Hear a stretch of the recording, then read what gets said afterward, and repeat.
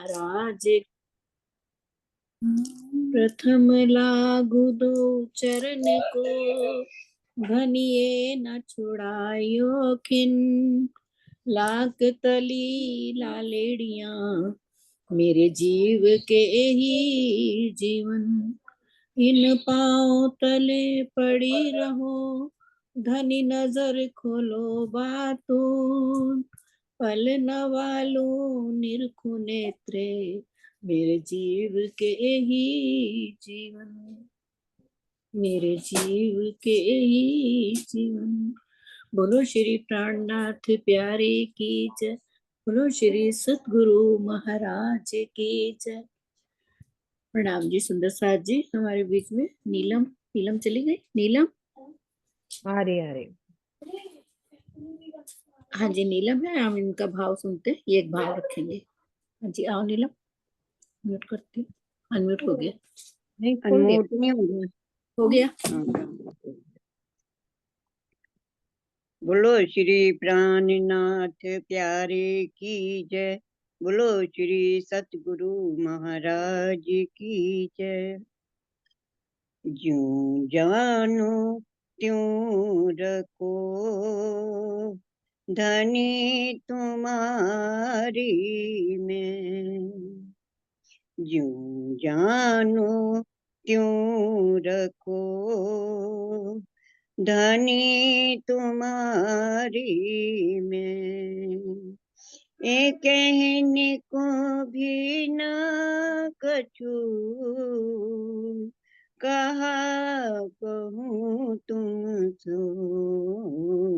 यूं जानो त्यों रखो, धनी तुम्हारी मैं। कछु कछु दिल में उपजत, सो तुम ही उपजावत। कछु कछु दिल में उपजत, सो तुम ही उपजावत। बाहर भीतर अंदर, सब तुम ही हक जानत। ज्यों जानो त्यों रखो, धनी तुम्हारी मैं। ज्यों जानो त्यों रखो, धनी तुम्हारी मैं। जानो तो राजी रखो, जानो तो दलगीर। जानो तो राजी रखो, जानो तो दलगीर। या पाक करो हादीपना, या बैठाओ माहे तक सीर। यूं जानो त्यों रखो, धनी तुम्हारी मैं। यूं जानो त्यों रखो, धनी तुम्हारी मैं। बीच परमोसी के, तुम आए सूरत बदल। मैं बीच परमोसी के, तुम आए सूरत बदल। पहचान क्यों कर सकूं इन वजूद की अकल। यूं जानो त्यों रखो, धनी तुम्हारी मैं। यूं जानो त्यों रखो, धनी तुम्हारी मैं। आप भी देख बदल के आए अपना दिया इलम। आप भी देख बदल के आए अपना दिया इल्म। सब बातें कही वतन की पर पहचान ना सके हम। यूं जानो त्यों रखो धनी तुम्हारी मैं। यूं जानो त्यों रखो धनी तुम्हारी मैं। श्री महामती कहे मैं हक की कुल मगज मुसाफ कलम। श्री महामती कहे मैं हक की खुले मगज मुसाफ कलम। और हक कलम कौन खोल सके जो मिले चौदह तबक तमाम। यूं जानो क्यों रखो धनी तुम्हारी मैं। एक कहने को भी ना कछु कहा कहूँ तुम सो। यूं जानो त्यों रखो धनी तुम्हारी मैं। धनी तुम्हारी मैं। बोलो श्री प्राणनाथ प्यारे की जय। प्रणाम जी। प्रणाम जी, बहुत सुंदर, बहुत अच्छा भाव। जो जानो त्यों रखो धनी तुम्हारी मैं। हाँ जी, अब प्रकरण हमारा प्रकाश हिंदुस्तानी चल रहा है। प्रकरण 21 जीव को प्रबोध। मीनू जी द्वारा सकते हैं। हाँ जी दीदी, हाँ जी। प्रकरण 21 शुरू करते हैं। सुंदर सा जी आ जाओ। जीव को प्रबोध। इस प्रकरण में श्रीमद् भागवत में वर्णित शुक परीक्षित संवाद के माध्यम से जीव को शिक्षा दी गई है कि उसे किस प्रकार अक्षरातीत से प्रेम करना है। हमें ये शिक्षा दी जा रही है कि हमें प्रेम करना कैसे। ठीक है। सुन मेरे जीव कहूं वृत्तांत, तो को एक देऊं दृष्टांत। सो तू सुनियो एक चित्त। राजी क्या कह रहे हैं? एक चित्त होके सुनना है। तो हम सबको एक चित्त होकर सुनना है। तो सो कहत हूं करके हित। इंद्रावती जी क्या कह रही हैं कि हे मेरे जीव, श्रीमद् भागवत में शुकदेव परीक्षित के संवाद के रूप में जो घटनाक्रम है उसे मैं तुम्हें सुना रही हूँ। इस वृत्तांत रूपी दृष्टांत के माध्यम से मैं तुम्हें एक बहुत ही महत्वपूर्ण तथ्य कहने जा रही हूँ, यानी बहुत ही मुख्य बात कहने जा रही इंद्रावती जी। और हमें क्या करना है? इसे एकाग्र मन से सुनना है। सब तरफ से मन हटा लें सुंदर साथ जी, क्योंकि इंद्रावती जी का आदेश है कि हम सब मिलकर उस वृत्तांत को एकाग्र मन से सुने, क्योंकि इसे मैं बहुत ही स्नेह के कारण तुम्हें बता रही हूँ कि वो हमसे बहुत प्यार करती है। इंद्रावती जी बड़े ही प्यार से हमें सुनाने जा रही है, तो हमें उतने ही प्यार से सुनना है। परीक्षिते यूं पूछियो प्रश्न, सुख जी मोको कहो वचन। 14 भवन में बड़ा जोए, मोको उत्तर दीजिए सोए। राजा परीक्षित ने सुखदेव जी से इस प्रकार प्रश्न पूछा कि आप मुझे ये बताएं, ये बात बताएं कि 14 लोकों के इस ब्रह्मांड में सर्वश्रेष्ठ व्यक्ति कौन है। मेरे मन की शांति के लिए आप इसका यथोचित उत्तर दीजिए। राजा परीक्षित ने सुखदेव जी से ये पूछा। तब शुक जी यूं बोले प्रमाण, लीजो वचन उत्तम कर जान। 14 भवन में बड़ा सोए, बड़ी मत का धनी जोए। तो राजा के इस प्रश्न का उत्तर देते हुए सुखदेव जी ने कहा कि हे राजन, मैं तुमसे जो कुछ भी कहने जा रहा हूं उसे तुम अति उत्तम मानकर ग्रहण करो। वस्तुतः 14 लोक के इस संसार में वही व्यक्ति श्रेष्ठ है जिसकी बुद्धि श्रेष्ठ है। उपरोक्त चौपाई में जागृत बुद्धि का कोई प्रसंग नहीं है। यहाँ पे कोई जागृत बुद्धि की बात नहीं हो रही है, क्योंकि जिस समय दोनों में बात हुई तो तारतम्य ज्ञान थोड़े ना अवतरित हुआ था। तो ऐसी अवस्था में सबके पास ही स्वप्न की बुद्धि का ही ज्ञान था, क्योंकि चौपाई आ रही है कि एते दिन त्रिलोक में हुति बुद्ध सुपन, परिक्रमा की है, प्रकरण 2 की, के कथन से यही प्रमाणित होता है। यदि ये कहा जाए कि सुखदेव जी अक्षर ब्रह्म की वासना थे तथा उन्होंने पर ब्रह्म के जोश के द्वारा महाराज का वर्णन किया, तो उनके ज्ञान को जागृत बुद्धि का ज्ञान क्यों नहीं कहा जा सकता? मतलब मन में क्वेश्चन आ सकता है कि सुखदेव जी जो है, कहते हैं ना अक्षर की 5 वासनाओं में आते हैं, जो अपने नक्शों में अपन देखते हैं कि 5 वासनाओं का जो स्थान है, तो परब्रह्म के जिब्रील द्वारा उन्होंने महारास का वर्णन किया, तो उनके ज्ञान को हम जागृत बुद्धि का ज्ञान क्यों नहीं कह सकते?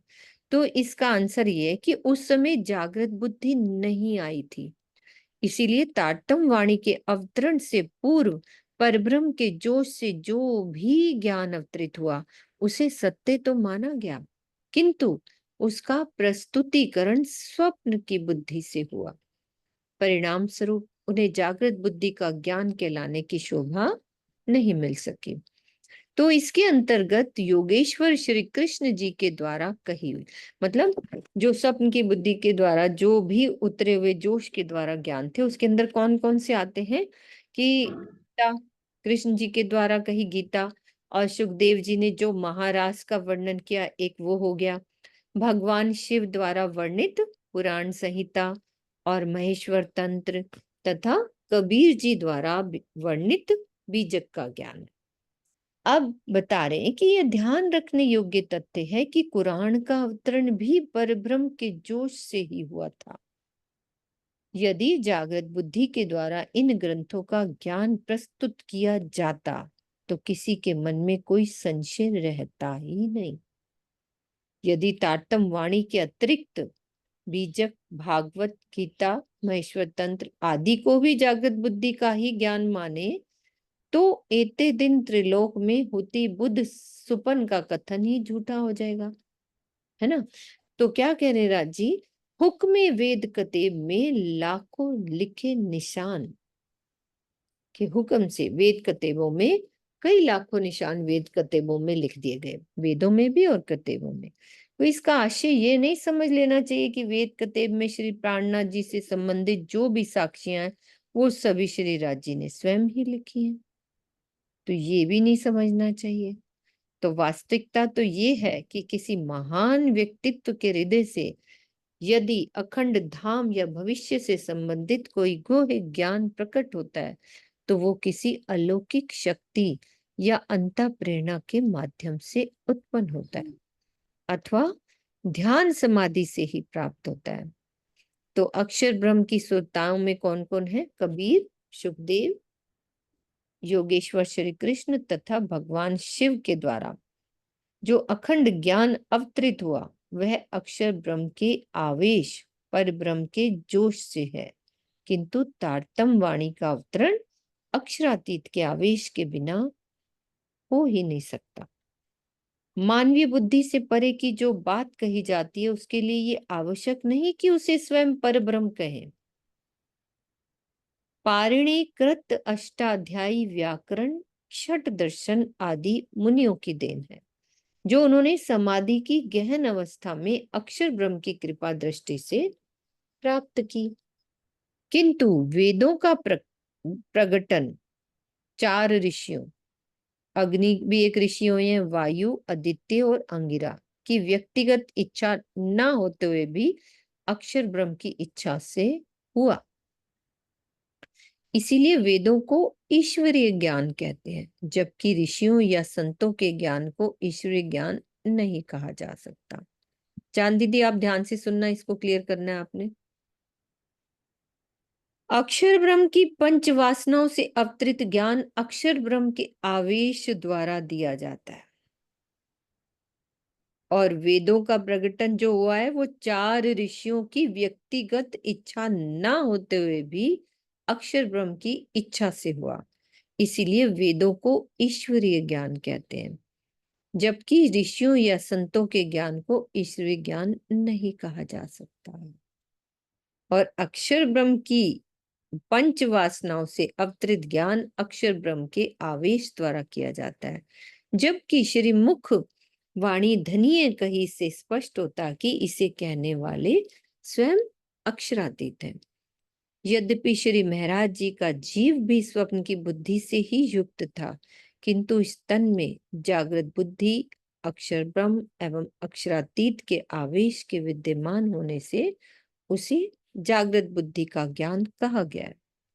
तो ये स्थिति अन्य ग्रंथों जैसे कि वेद, कुरान, बाइबल, गुरु ग्रंथ साहिब, बीजक के संबंध में नहीं है। और बाइबल के ओल्ड टेस्टामेंट की रचना ईसा मसीह के देह त्याग के पश्चात 400 वर्षों के पश्चात लूका, यूहन्ना, रत्ती आदि के द्वारा की गई। बहुत सारा है, अभी थोड़ा थोड़ा करके चांद दीदी मैं ऊपर करती जाती हूँ, तो आप उसको रिवाइज करा दो कि क्या कहना चाह रहे इस चौपाई में। मैं चौपाई भी खोलती हूँ। तब सुखजी बोले, प्रवान लीजो वचन उत्तम कर जान, 14 भवन में बड़ा होए, बड़ी मत का धनी सोए। तो इसको क्लियर किया है कि जागृत बुद्धि का ज्ञान किसको कहते हैं, स्वप्न की बुद्धि का ज्ञान किसको कहते हैं, जोश से जो वाणी कही उसको क्या कहते हैं, और आवेश की जो वाणी कही गई वो कौन सी है। तो ये मेन ये बात स्वामी जी ने बहुत अच्छे से क्लियर करी है। तो चांद दीदी यदि हैं तो आ जाओ, उनको मैं अनम्यूट कर देती हूँ। थोड़ा थोड़ा करके अच्छे से आप उसको क्लियर करो। हाँ जी, मैं इसको एक बार और पढ़ती हूँ। ये भावार्थ से पढ़ते हैं जो स्वामी जी ने बताया है। तो क्लियर करते जाओ। उपरोक्त चौपाई में जागृत बुद्धि का कोई भी प्रसंग नहीं है, क्योंकि जिस समय दोनों में वार्ता हुई उस समय तारतम्य ज्ञान का अवतरण ही नहीं हुआ था। ऐसी अवस्था में सबके पास स्वप्न की बुद्धि का ही ज्ञान था। ये तो समझ आई गया आपको। एते दिन त्रैलोक में होती बुद्ध स्वप्न, मतलब सपने की बुद्धि थी तीनों लोगों में। बुद्ध जी बुद्ध जागृत ले प्रगटे पूरी नौत। प्रगटे पूरी नौतन, बिल्कुल। तो जागृत बुद्धि थी ही नहीं, यहाँ तक तो ये बात हो गई। आगे का कह रहे हैं, प्रश्न खड़ा कर रहे हैं, यदि ये कहा जाए कि सुखदेव जी अक्षर ब्रह्म की वासना थे तथा उन्होंने पार ब्रह्म के जोश के द्वारा महाराज का वर्णन किया, तो उनके ज्ञान को जागृत बुद्धि का ज्ञान क्यों नहीं कहा जा सकता।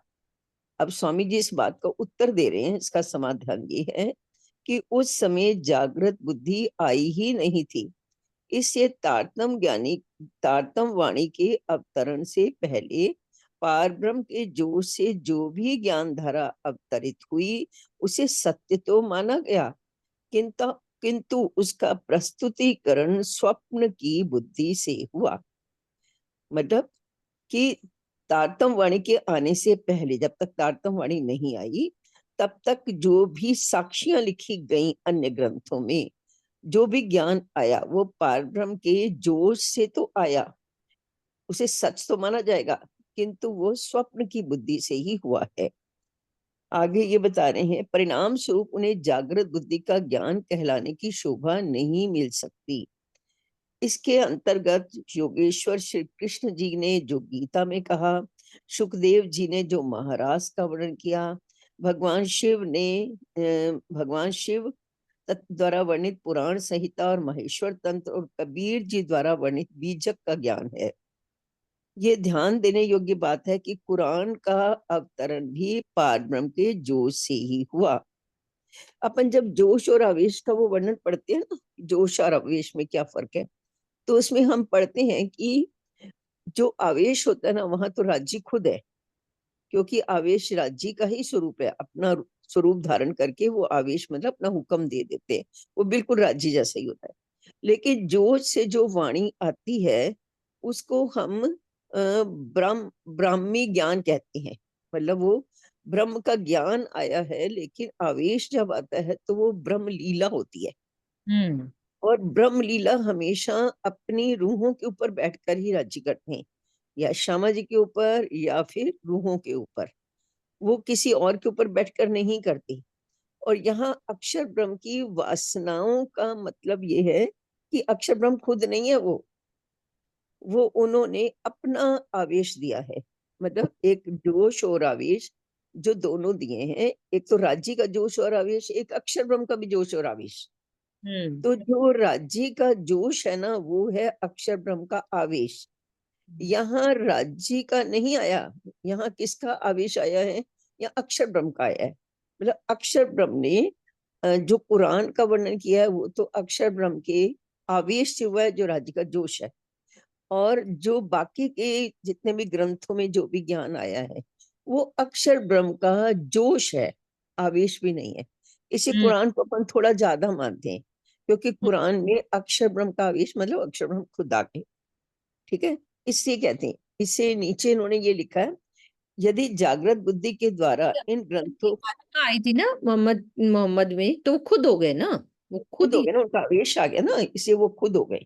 ये आपने बहुत अच्छा बात समझाया ये वाली। हाँ, तो कुरान का अवतरण भी पारब्रह्म के, मतलब वो पारब्रह्म का जोश है, क्योंकि जो अक्षर ब्रह्म का आवेश है वही राज्य का जोश है। तो पारब्रह्म के जोश से ही उसका अवतरण हुआ है। यदि जागृत बुद्धि के द्वारा इन ग्रंथों का ज्ञान प्रस्तुत किया जाता तो किसी के मन में कोई संशय रहता ही नहीं, जबकि इन सब ग्रंथों में संशय है। ये हुआ जैसे कबीर जी का अपन पढ़ते हैं ना, कि जो इसका अर्थ बतावे वो गुरु में चेला, आता है ना उसमें, है ना, क्योंकि उनको खुद को ही नहीं पता कि जो इस घर की वासना है ना, मैं उसका, मतलब जो कबीर लिखते हैं, मुझे पूरा पूरा ध्यान नहीं है, मतलब कबीर बार बार ये लिखते हैं कि इसका अर्थ मैं भी नहीं जानता। और सुखदेव जी भी वर्णन नहीं कर पाए थे। सुखदेव जी वर्णन करने लगे थे, उनको इस बात की बड़ी दाज रह गई कि मेरे से वर्णन होने वाला था, लेकिन मैं कर नहीं पाया, क्योंकि परीक्षित ने टोक दिया बीच में। तो हाँ। सुखदेव जी भी वर्णन नहीं कर पाए थे। तो ना तो सुखदेव जी वर्णन कर पाए और शिव जी भी वर्णन नहीं कर पाए, क्योंकि शिव जी ने जो वर्णन किया वो उन्होंने केवल योग माया के प्रमाण का वर्णन किया, उन्होंने मूल परम धाम का वर्णन नहीं किया। वहां का वर्णन नहीं हो सका उनसे, क्योंकि वहां तक उनकी पहुंच ही नहीं है। तो ये सब जो था ना, अक्षर ब्रह्म के हम जोश से हुआ, ना कि राज्य के आवेश से हुआ। तो कहते अगर उनके आवेश से होता ना, तो कोई संशय ही नहीं रहता ना, सारे संशय खत्म हो जाते। कबीरदास जी ही बोल देते, भाई अच्छा वो पूर्ण ब्रह्म है, मैं वहां की बात कर रहा हूँ। वो तो क्या कहते हैं, मैं वहां उनकी मैं उनके ऊपर, वो मेरा गुरु हो गया, मैं उसका चेला हो जाए जो इसका अर्थ बता दे। अर्थ कोई बता ही नहीं पाया। जैसे अपन हरजी व्यास का भी पढ़ते हैं, हरजी व्यास ने भी वो क्या, एक 80 करोड़ योजन का जो एक महल था, है ना, जिस प्रश्न पे शिव जी ने उनको टोका। लास्ट में कह देते हैं ना, पंथ। हाँ, हाँ, मतलब मैं नहीं, जब वो हरजी व्यास का हो रहा था, मैं सुंदर सा जी गलत बोलूं तो आप बता दीजिएगा, बीतक का प्रसंग है ये, मुझे थोड़ा थोड़ा याद आ रहा है कि जब हरजी व्यास ने, वो वाले हरजी व्यास जिन्होंने कहा था कि मेरी बात को आज तक कोई काट नहीं सका, मुझे इस बात का बड़ा दुख रह गया, तो फिर उनकी कांजी भाई जो उनकी सेवा करते थे, उन्होंने आके श्री जी को बताया, तो श्री जी ने कहा कि अगर वो, मतलब वो ठीक हो जाएगा, मैं उसके पास चलूंगा और हम उनसे बात करेंगे। तो फिर उन्होंने उसकी खूब सेवा की, वो ठीक हो गया। फिर उन्होंने कहा कि क्या चाहिए तुमको, तो बोले मैं एक संत को लाऊंगा, आप उनको अपना ज्ञान सुना दीजिए। तो शिव जी वहां आए, उन्होंने 2 महीने तक उससे भागवत सुनी। जब एक प्रसंग आया कि 80 करोड़ योजन का एक हीरे का महल है, तो शिव जी ने कहा वो कहाँ है, तो वो बता नहीं पाया। अगर वहां भागवत में सब कुछ होता तो बता देता ना कि वो कहाँ पर है, लेकिन वो बता नहीं पाया, बल्कि वो अपशब्द और कहने लगा, जब इसमें कुछ लिखा ही नहीं तो मैं क्या बताऊं। कैसे तो बताओ। मतलब कहने का है कि इन सारी चीजों में संशय रह गया। अगर संशय, अगर जागृत बुद्धि का ज्ञान होता तो संशय न रहता। एते दिन त्रिलोक में हुई बुध सुपन, है ना, जागृत बुद्धि का ज्ञान इसमें नहीं था। आगे लिखे, हुक्मे वेद कतेब में लाखों लिखे निशान, ये राजी ने अपने हुक्म से निशान लिखवा दिए थे कि मैं आने वाला हूँ, मेरी रूहें आने वाली हैं। ये निशान उन्होंने सारे ग्रंथों में लिखवा दिए थे। का आशय ये नहीं समझना चाहिए कि वेद कते में श्री प्राणनाथ जी के संबंधित जो भी साक्षियां हैं, वे सभी श्री राज जी ने स्वयं ही लिखी हैं। ऐसा नहीं है, उन्होंने अपने आवेश से मतलब अपने जोश से लिखवाई थी। वास्तविकता तो ये है कि किसी महान व्यक्तित्व के हृदय में यदि कोई अखंड धाम या भविष्य से संबंधित कोई गुह्य ज्ञान प्रकट होता है, तो वह किसी अलौकिक शक्ति या अंतः प्रेरणा के माध्यम से उत्पन्न होता है, अथवा ध्यान समाधि से ही उसे वो ज्ञान प्राप्त होता है। अक्षर ब्रह्म की सुरताएं कबीर, शुकदेव, योगेश्वर श्री कृष्ण तथा भगवान शिव, ये योगेश्वर श्री कृष्ण ना, इनको अपन महाविष्णु करके बोलते हैं ना, क्योंकि बाद में कृष्ण जी के अंदर तो विष्णु जी की शक्ति थी। बिल्कुल। विष्णु के तो अवतार थे ना ये। हाँ जी, विष्णु का आता है ना इसमें महाविष्णु और महाशिव, तो इन्होंने योगेश्वर श्री कृष्ण कह दिया। इनके द्वारा जो अखंड ज्ञान अवतरित हुआ वह अक्षर ब्रह्म के आवेश और पार ब्रह्म के जोश से हुआ, किंतु तारतम वाणी का अवतरण अक्षरातीत के आवेश के बिना नहीं हो सकता, वो राज्य के आवेश से ही हुआ। मानवीय बुद्धि से परे की जो बात कही जाती है, मतलब ये मानवीय बुद्धि से परे की बात है, उसके लिए यह आवश्यक नहीं है कि उसे स्वयं पार ब्रह्म कहें। अब पाणिनि ने जो अष्टाध्यायी लिखी, व्याकरण का ग्रंथ है ये, 6 दर्शन लिखे जो मुनियों ने, कपिल, कणाद आदि जिन्होंने जो 6 दर्शन लिखे, वो उन्होंने अपनी समाधि की गहन अवस्था में अक्षर ब्रह्म की कृपा दृष्टि से प्राप्त किया। समझ आ गया ना, समाधि की गहन अवस्था में चले गए और अक्षर ब्रह्म ने उन पर कृपा की, तो उन्होंने ये ग्रंथ लिखे। किंतु वेदों का प्रकटन 4 ऋषियों, कौन कौन से हैं, अग्नि, वायु, आदित्य और अंगिरा की व्यक्तिगत इच्छा न होते हुए भी अक्षर ब्रह्म की इच्छा से हुआ, क्योंकि वेद तो अव्याकृत में अखंड है। अक्षर ब्रह्म के मन अव्याकृत में वेद अखंड है। वो वेद जो है हर काल में जब जब दुनिया बनती है, ब्रह्मांड बनता है, तब तब वो वेद आते हैं। तो वेद अक्षर ब्रह्म की कृपा से उन ऋषियों की इच्छा ना होते हुए भी उनके ऊपर वो आए, इसलिए वेदों को ईश्वरी ज्ञान कहते हैं। इन ऋषियों को भी ना वेदों का मंत्र दृष्टा बोला जाता है। इन्होंने उन वेदों को देखा और देखकर लिख दिया, जबकि ऋषियों और संतों के ज्ञान को ईश्वरी ज्ञान नहीं कहा जाता। अब कह रहे हैं अक्षर ब्रह्म की 5 वासनाओं से अवतरित ज्ञान अक्षर ब्रह्म के आवेश के द्वारा किया जाता है, जबकि शिरमुख वाणी धनिये कही से स्पष्ट होता है कि उसे स्वयं अक्षरातीत ने कहा है। यद्यपि शिरमेरा जी का जीव भी स्वप्न की बुद्धि से ही युक्त है, किंतु उस तन में जागृत बुद्धि भी आ गई, अक्षर ब्रह्म स्वयं आ गए, अक्षरातीत का आवेश आ गया। ये सब कुछ होने से इसे जागृत बुद्धि का ज्ञान कहा जाएगा। ये स्थिति अन्य ग्रंथों, वेद, पुराण, बाइबल, गुरु ग्रंथ साहब, बीजक के संदर्भ में नहीं है। यहाँ विशेष चीज क्या गई, राज्य का आवेश आ गया। बाइबल के ओल्ड टेस्टामेंट की रचना ईसा मसीह के देह त्याग के 400 वर्षों के बाद लूका, यूहन्ना, रत्ती आदि के द्वारा की गई। मुझे तो थोड़ा थोड़ा समझाया सुंदर सा जी। क्लियर है वैसे, है ना चित्र, सबको क्लियर तो हो गया है अच्छे से। 2 बार हमने कि कौन सा ज्ञान क्या कहलाया, है ना, क्लियर हो गया। है ना? चले आगे। भी राजाए पूछा यूं, बड़ी मत सो जानियो क्यों, बड़ी मत को कहूं विचार, लीजो राजा सबको सार। क्योंकि ये समझना जरूरी था, आगे का लिंक नहीं हम पकड़ पाएंगे। ठीक है, श्री सुखदेव जी ने इस कथन पर श्री सुखदेव जी के इस कथन पर राजा परीक्षित ने इस प्रकार पूछा कि कैसे जाना जाए कि श्रेष्ठ बुद्धि क्या होती है। इस प्रश्न के उत्तर में सुखदेव जी कहते हैं कि हे राजा, महान बुद्धि क्या है, इसके संबंध में मैं तुमसे अपना विचार कहता हूं। इसे तुम सावधान होकर सुनो, क्योंकि यह संपूर्ण ज्ञान का सार रूप कथन है। बड़ी मत सो कहिए ताए, श्री कृष्ण जी सो प्रेम उपजाए। मत की मत तो ए है सार, और मत को कहूं विचार। अब कह रहे हैं कि महान बुद्धि उसको कहते हैं जो श्री कृष्ण जी के प्रति प्रेम पैदा करे। सर्वश्रेष्ठ बुद्धि को प्राप्त करने का सार तत्व यही है कि हमारा हृदय श्री कृष्ण जी के प्रेम में लग जाए। इसके अतिरिक्त अन्य बुद्धियों के संबंध में मैं अपने विचार व्यक्त करती हूँ। ठीक है। अब श्रीमद् भागवत के 10वें स्कंध में सुखदेव जी ने राजा परीक्षित से कहा है कि श्री कृष्ण जी से प्रेम करना ही जीवन का परम लक्ष्य होना चाहिए। ये भागवत की बात है ना। बुद्धि ही ज्ञान को धारण करती है। जिस ज्ञान में परमात्मा के लिए कोई स्थान ना हो वह निरर्थक है।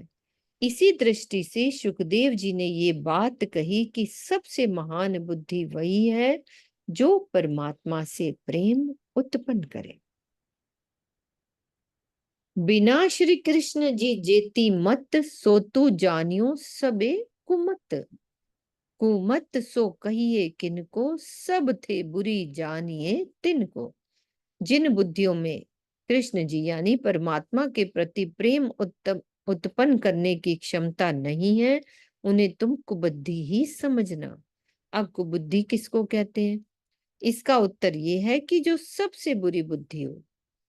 तो इस चौपाई में यह भ्रांतिवश धारणा बन गई कि जो श्री कृष्ण जी को अक्षरातीत नहीं मानता वो कुमति है। बात ये वाली भागवत के हिसाब से हो रही है, तो अब ये बात होगी तो कहेंगे ये आप उनको नहीं मानते तो ये कुमति है।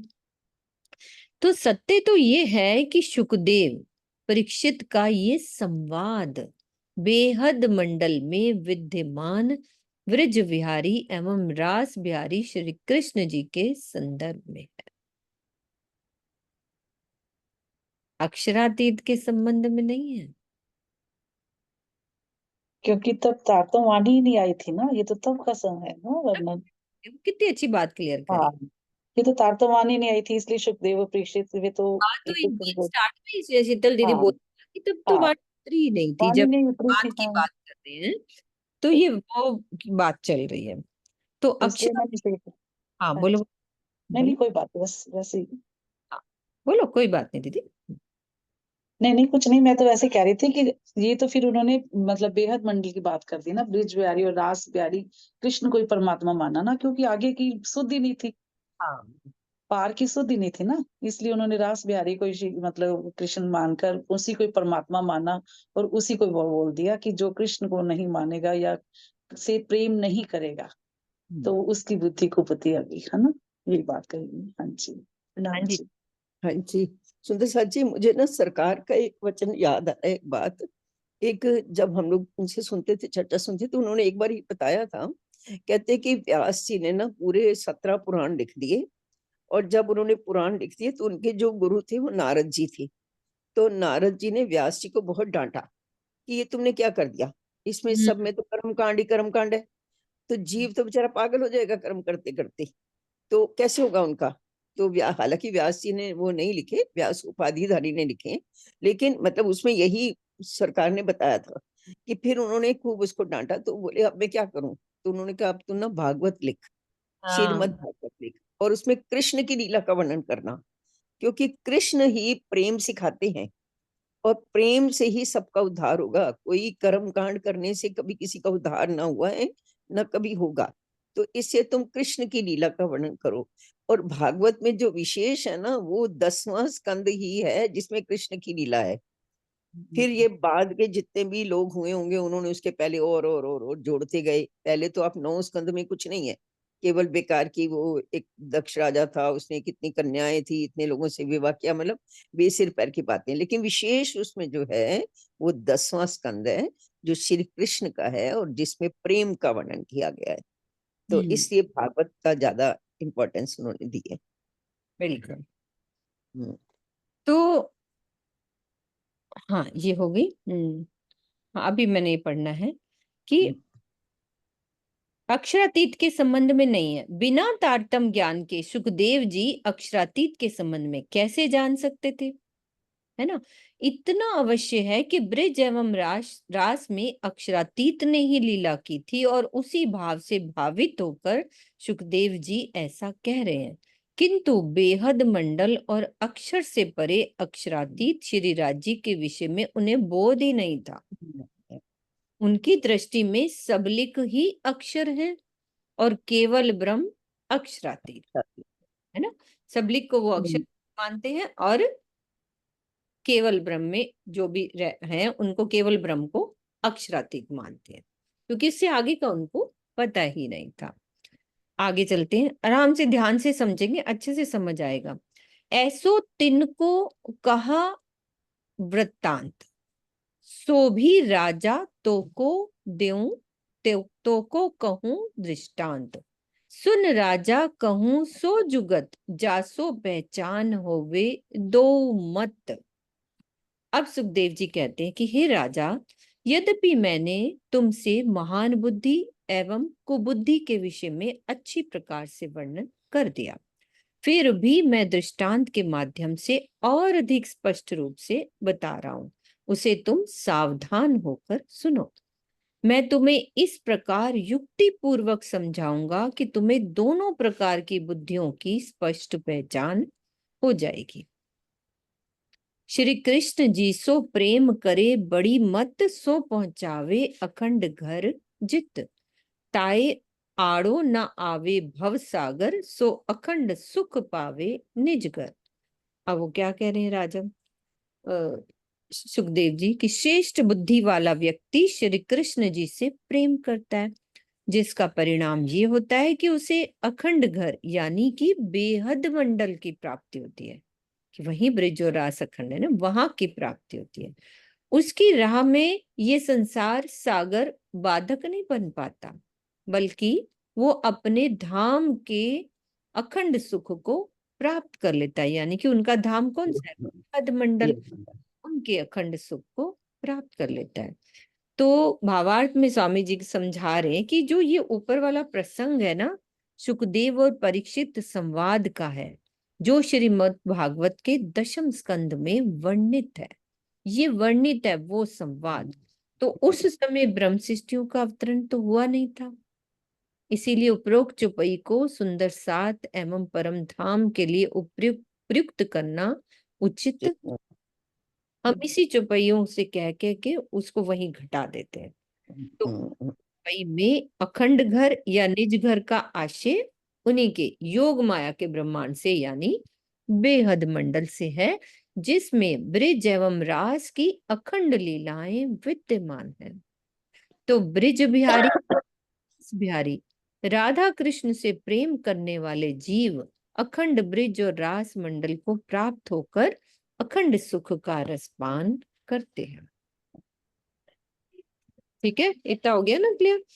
ए सुख या मुख कयो न जाए, या को अनुभवी जाने ताए। एक कुमत कहिए तिनसे कहा होए, अंधकूप में पड़िया सोए। हाँ जी खोलो, हरिश्चंद्र। हाँ जी, हाँ खोलो, आप एक बारी अनम्यूट करो, पहले अनम्यूट करो फिर आप बोलना। पहले इसको अनम्यूट करो, आपकी आवाज नहीं आ रही भैया। अच्छा, गलती से कुछ हो गया। अनम्यूट अनम्यूट करना है। आप कुछ बोलना चाह रहे हो तो बोलना चाह रहे हो हरिश्चंद्र जी?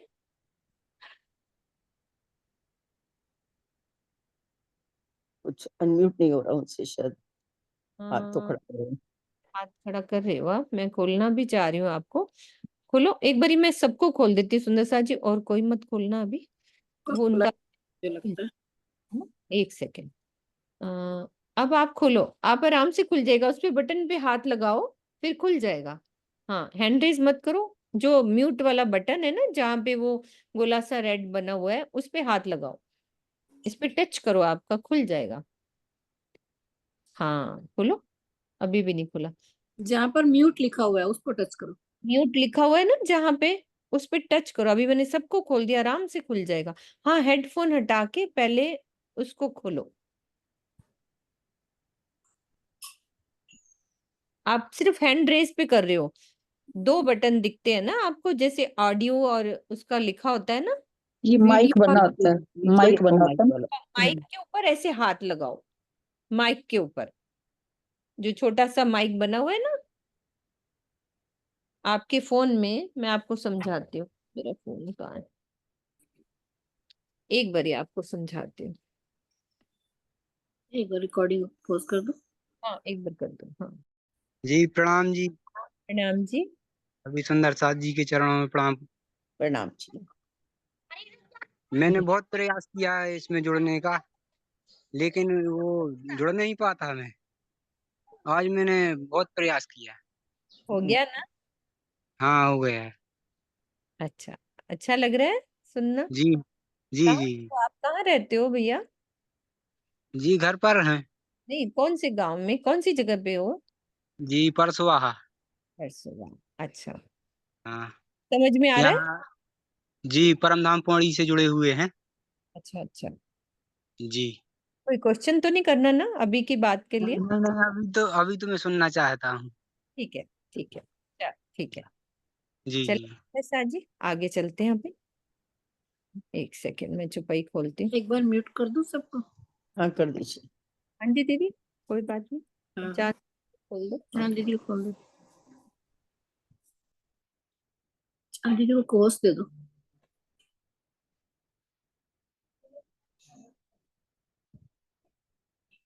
बेहद मंडल का सुख इतना अधिक होता है कि उसका वर्णन इस मुख से नहीं हो सकता। इसका वास्तविक ज्ञान तो मात्र रसपान करने वाले को ही होता है। अब प्रश्न ये है कि ये जो कुबुद्धि कही जाती है उससे क्या दुष्परिणाम निकलता है? तो इसका उत्तर ये है कि इसके बंधन में रहने वाला व्यक्ति भव सागर के अज्ञानता के अंधकारमयी कुएं में पड़ा रहता है और उससे बाहर नहीं निकल पाता। तो ये कुबुद्धि का फल है। आप क्या कह रहे हैं कि सब दुखों में बुरा ए दुख, कुमत कह रे धनी सो बेमुख, के तो कहूं या दुख को विस्तार, या के उल्टे अंग इंद्री विकार। कुबुद्धि क्या करती है? प्रीतम अक्षरातीत के चरणों से विमुख कर देती है, जिसका परिणाम ये होता है कि उसकी इंद्रियां एवं अंतःकरण धामधनी को भूलकर विषय सुखों में लिप्त हो जाते हैं। वासनाओं के जाल में फंसने का दुख सभी दुखों से अधिक होता है। इसका विस्तार इतना बुरा होता है कि मैं कितना वर्णन करूं, अर्थात असीम है। तो मनीषियों का कथन है कि दोषेण तीव्रो विषा कृष्ण सप सर्प विषाद पी, अर्थात विषयों का विष काले सर्प के विष से भी अधिक भयंकर होता है। क्योंकि काले सर्प का काटा हुआ व्यक्ति तो एक ही बार मरता है, किंतु विषयों के विष से ग्रस्त व्यक्ति जन्म जन्मांतरों के अनंत कष्टों में पड़ा रहता है। ये विषयों का जो विष होता है ना, उससे। तो दो मत को कहो प्रकार, ए ब्रह्म सृष्टि करे विचार, जाको जागृत है बड़ी बुद्ध, चेते अवसर जाके हृदय सुध। श्री इंद्रावती जी क्या कह रही हैं कि इस प्रकार मैंने दोनों बुद्धियों की विवेचना विशेष वर्णन कर दी है। मेरे इन कथनों पर वे ब्रह्मशिष्टियां ही विचार करेंगी, जिनमें अति श्रेष्ठ जागृत बुद्धि का प्रकाश है। जिनके हृदय में इस सत्य का विवेक हो जाएगा, वो ही जागनी ब्रह्मांड के इस सुनहरे अवसर का लाभ उठाने के लिए सावधान हो सकेगा। तो उपरोक्त चौपाई का आशय ये है कि इस जागनी ब्रह्मांड में विषय सुखों की तृष्णा में भटकना बहुत बड़ी भूल है। तारतम वाणी के प्रकाश में एकमात्र धामधनी से प्रेम करने वाला ही सच्चा विवेकवान कहलाने का अधिकारी है।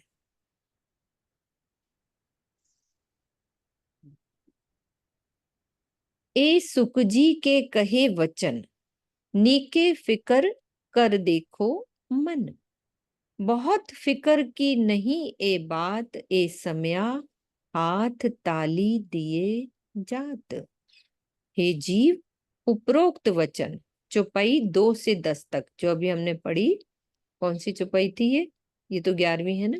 2 से 10 तक की जो चौपाई है, सुखदेव जी के द्वारा परीक्षित से कहे गए हैं ये वाले वचन कि तू अपने मन में इनका अच्छी तरह से विचार कर। इस जागनी ब्रह्मांड में तुझे मिला हुआ ये अनमोल समय निरर्थक ही पल पल बीता जा रहा है। आचरण से रहित होकर मात्र बहुत अधिक चिंतन से भी लक्ष्य पूर्ण होने वाला नहीं है। क्या मतलब कि रहनी कितनी जरूरी है कि हम खाली चिंतन ही ना करते जाएं, कि बात को, वाणी को बस पढ़ते जाएं जब तक आचरण में नहीं उतारेंगे। तो जिस प्रकार हाथ से ताली बजाने में अति अल्प समय लगता है, उसी प्रकार अलंकारिक भाषा में ताली बजाने के दृष्टांत से समय की महत्ता दर्शाई गई है। दूसरे शब्दों में हाथ से ताली बजाने का आशय पर ब्रह्म से विमुख होकर संसारिक आमोद प्रमोद में मगन रहना भी है। क्या कहना चाह रहे हैं चित्रा, बोलो।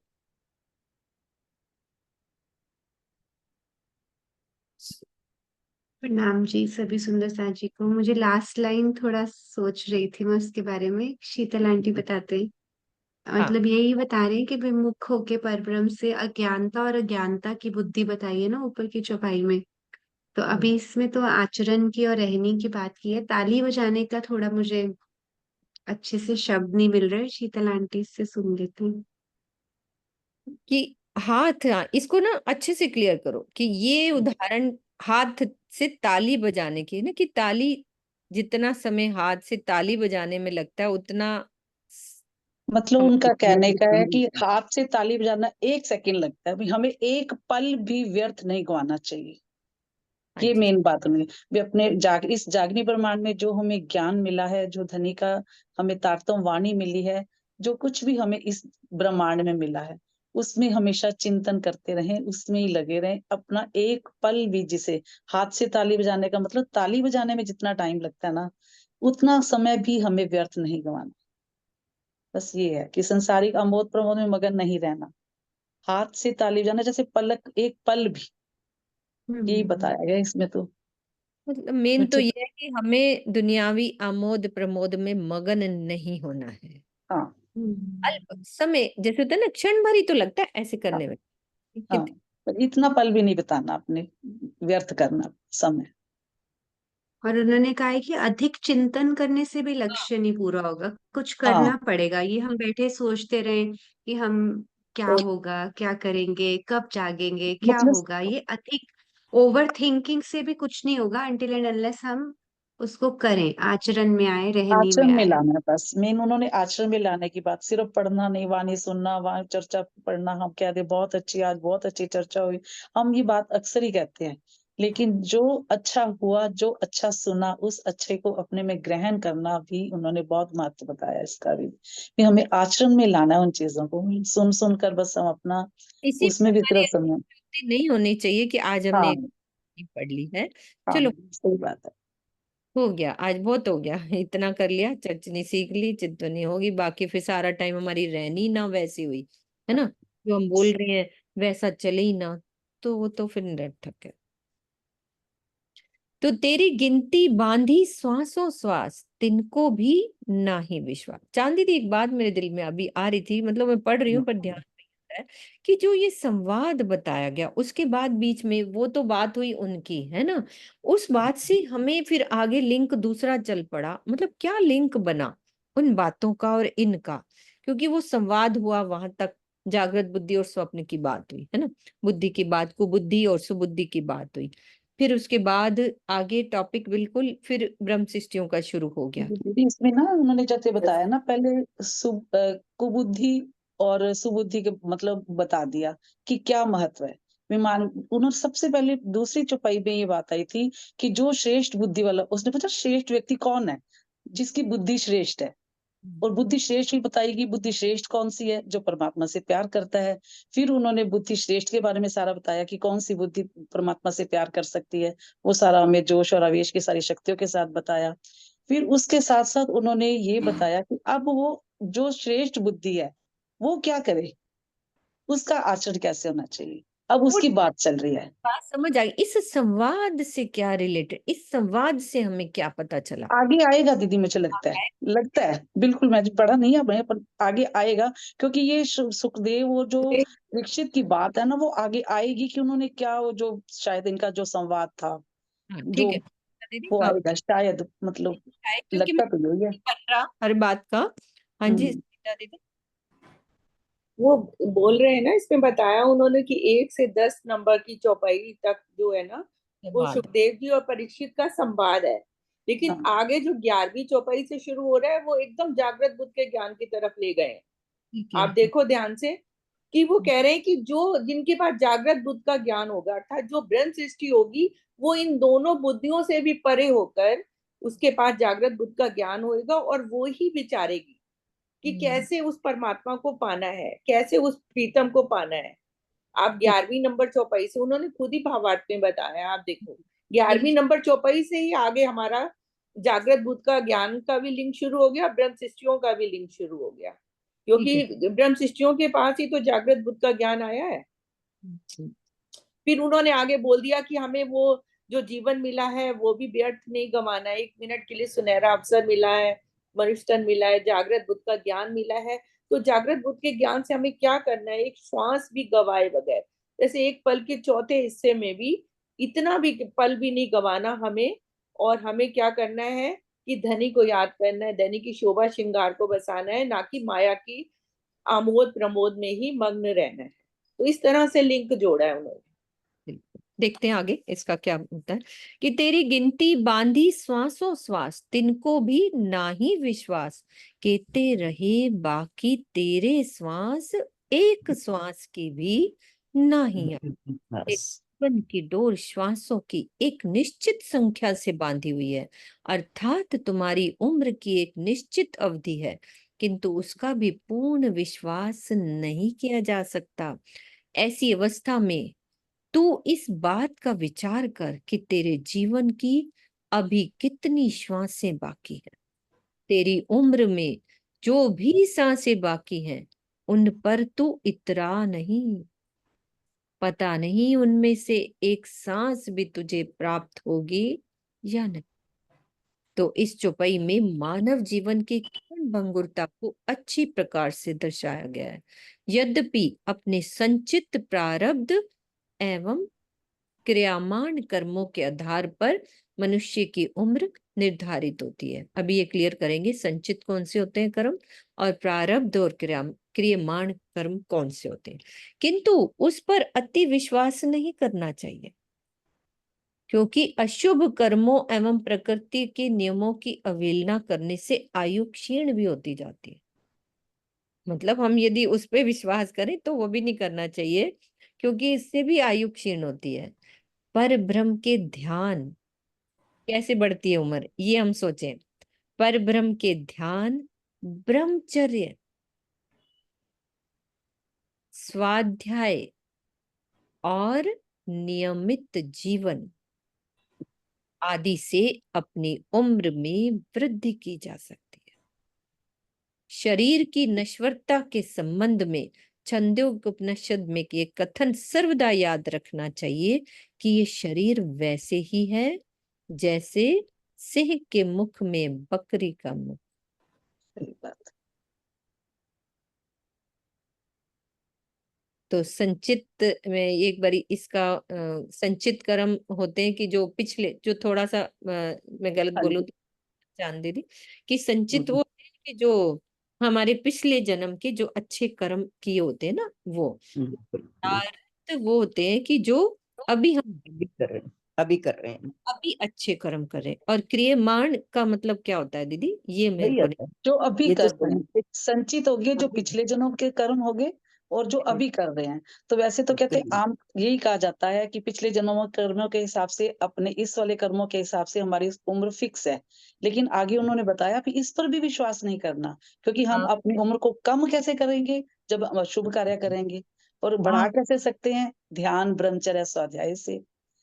आम ये कहा जाता है ना कि हमारे पिछले कर्मों के हिसाब से, या जो अब हम कर्म कर रहे हैं, तो उन्हीं कर्मों के हिसाब से मनुष्य की उम्र हम होती कौन है। सी कर्म गलत कर रहे हैं हमें पता ही नहीं चलता, गलती से ही हम कितने कर्म कर जाते वो तो है ही।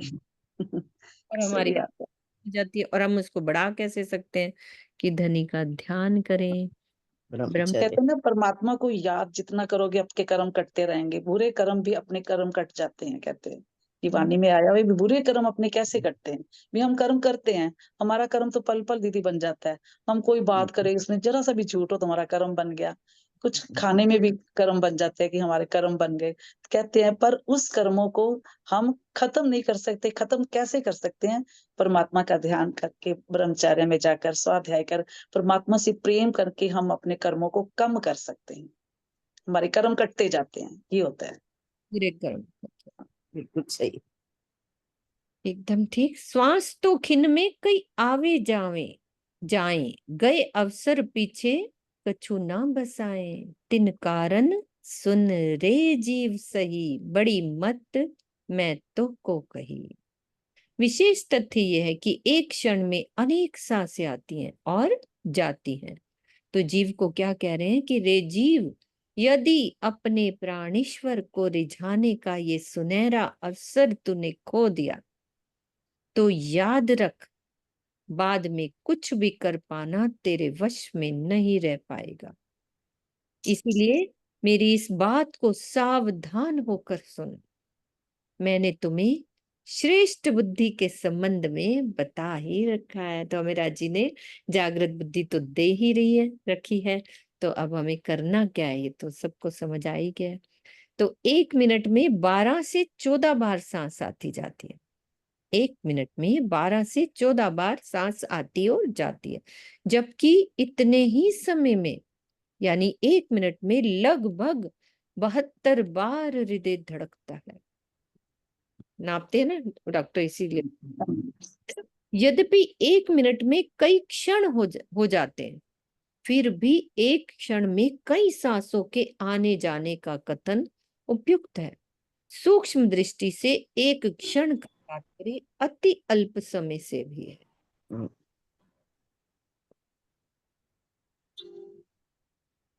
जो जोगबाई है तेरे हाथ, सो या मुख ते कही ना जात, एते दिन तै ना करी पहचान, तैसी करी जो करे अजान।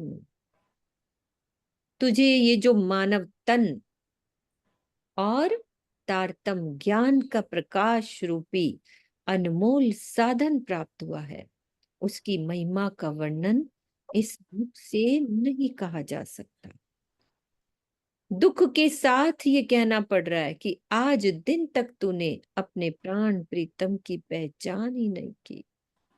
तूने अपने आराध्य के प्रति वैसे ही नासमझी का व्यवहार किया जैसे कोई अज्ञानी व्यक्ति करता है।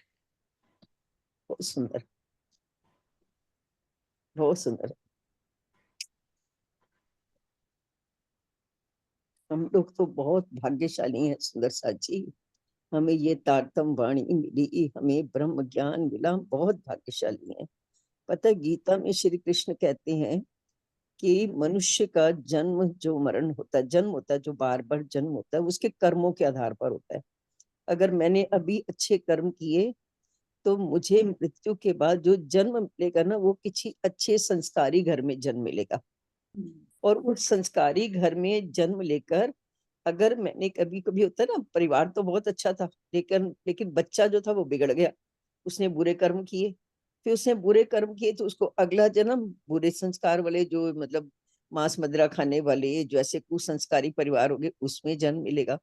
तो कर्मों के बंधन से कोई छूट नहीं पाता। श्री कृष्ण ने गीता में कहा है कर्मों से कभी कोई नहीं छूट, अच्छे करोगे तो अच्छे में जन्म मिलेगा, बुरे करोगे तो बुरे में जन्म मिलेगा। कर्मों के बंधन कोई आज तक काट नहीं सकता। फिर उन्होंने ये भी कहा कि उन्होंने अर्जुन ने पूछा तो यह क्या मुझे मोक्ष नहीं मिल सकता? तो उन्होंने कहा मिल सकता है। उस पूर्ण ब्रह्म परमात्मा का ध्यान करोगे तो तुम्हें मोक्ष मिल सकता है। फिर उन्होंने ये भी कहा कि वो उसको कैसे पाया जा सकता है? कहते उसे अनन्य प्रेम से ही पाया जा सकता है। ये सब कुछ उन्होंने गीता में कह दिया। अब जब तक गीता का ज्ञान था, मतलब तारतम वाणी जब तक नहीं आई थी, तब तक, या जो तारतम ज्ञान को नहीं जानते, वो सब तो क्या करें, गीता पढ़ रहे हैं, गीता के अनुसार कर्म कर रहे हैं, उसका फल पा रहे हैं, कर्म कर रहे हैं, फल पा रहे हैं, छुटकारा हो ही नहीं सकता। यहाँ तक कि अच्छे कर्म जो कर रहे हैं ना, वो भी, उसको भी भोगना पड़ेगा। ये एक अलग बात है, अच्छे कर्म कर रहे हैं स्वर्ग मिलेगा, स्वर्ग में जाकर जितने दिन अच्छे कर्म किए उतनी, वहां जैसे वो हॉलीडे में जाते हैं ना अपन, मतलब किसी हिल स्टेशन पे गए हम, वहां पर हमारी इतना इतना हमने अच्छे कर्म किए थे, वहां पर हमने सुख भोगा, उसके बाद फिर बुरे अपने कर्मों का हिसाब करने के लिए फिर से आ गए। तो ये हमारा कितना सौभाग्य है कि हमें तो पूर्ण ब्रह्म का ज्ञान जन्म से ही मिल गया। हम कितने भाग्यशाली, हमारा जीव कितना भाग्यशाली है कि उसके ऊपर आत्मा आके बैठ गई, पूर्ण ब्रह्म का ज्ञान दे दिया। हमें तो इन कर्मों से कोई लेना देना ही नहीं है, हम तो छूट गए कर्मों के बंधन से।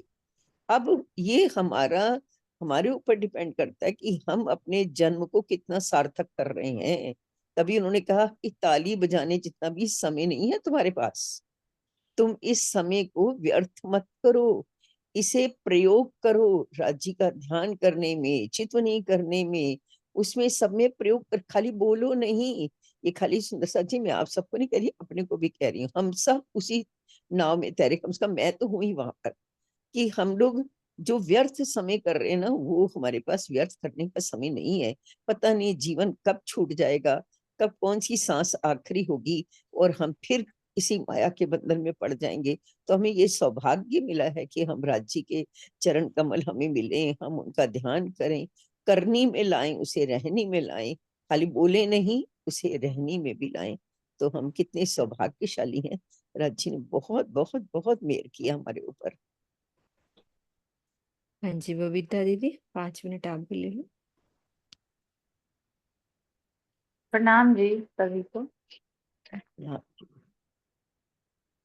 एक वाणी में एक बात कही जाती है बार बार कि कथनी करनी और रहने की बात होती है। कहती है कि हे सुंदर साथ जी, अब तो ब्रह्मर्षियों को सभी को वो तारतम्य ज्ञान केवल तुम्हें यहाँ पर मिला है, और अब तुम लोग कथनी करनी और रहनी का चिंतन करो। तो आज ये हमारा जो पूरा ये है, तो ये पूरा कथनी करनी और रहनी पर ही है। कि जैसे बार बार कभी शीतल जी बोल रही हैं, कभी चांद जी, कभी मीनू जी, की हम सिर्फ पढ़े नहीं, उसे आचरण में भी लाएं, और आचरण में ला के साथ साथ हम अपनी रहनी में भी उसको लाएं।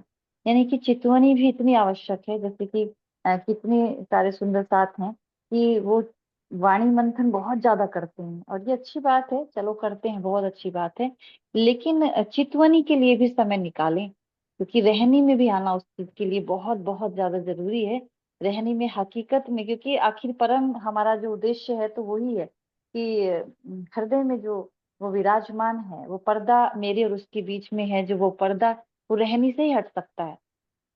आचरण में लाके और फिर उसका चिंतन करें, चितवनी के माध्यम से उस पर्दे को हटाने का काम करें। तो ये सचमुच हमारे पास बिल्कुल भी समय नहीं है। और राज्य हमें, हमारे ऊपर मेहर करें, हमारे ऊपर कृपा करें कि हमें ये बात कम से कम चलो समझ में आ गई, तो हम अब इसे आचरण में ला सके। इतनी हिम्मत दें, इतनी सामर्थ्य दें हमें, और कि हम उसे अपने आचरण में ला सकें उस चीज को, और अपनी रहनी में ला सकें, और हम सब सुंदर साथ में जल्दी से जल्दी अपने प्रियतम को पा सके इस वाणी के माध्यम से।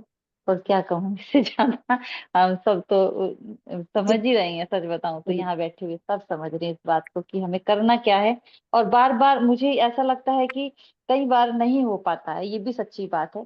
तो अपने हृदय में बस लगातार हम यही बोलते रहे कि राज्य हमसे नहीं हो रहा है, आप ही करने वाले हो, आप ही करवाने वाले हो, आप ही हो सब कुछ। तो अगर नहीं भी हो रहा है, लेकिन फिर भी आज कल भी मैं एक बात सोच रही थी, हम घर में भी बैठ के कई बार इस चीज का डिस्कस कर लेते हैं थोड़ा थोड़ा बच्चों के साथ।